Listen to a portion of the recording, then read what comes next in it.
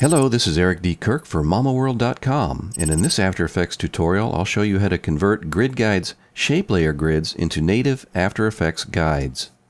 In general, GridGuide supports two different workflows to align layers to grids. Either you align layers directly on the shape layer grids using the alignment toolbar, or you convert them to native After Effects guides.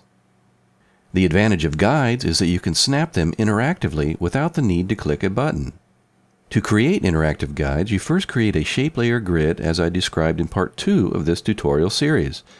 Then, a simple click on the Convert Grids to Guides button will create native After Effects guidelines for all lines of the grid. If you cannot see any guides, make sure in the View menu you have Show Guides and Snap Guides enabled. As you can see, if I move my layer now, it snaps to the grid interactively. Note that the Convert Grids to Guides function only works if you have Photoshop installed on your machine.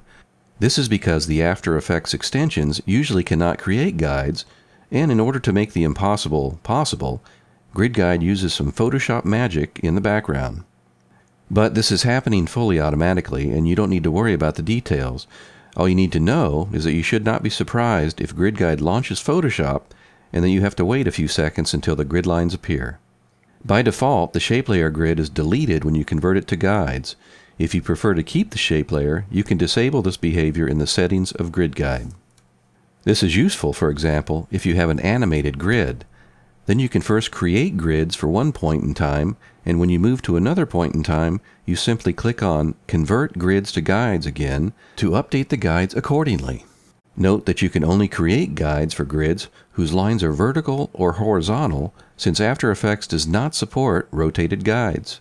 But for rotated grids, you can still use GridGuide's built-in alignment toolbar.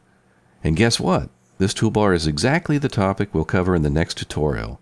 This is Eric D. Kirk, and we'll see you in the next tutorial.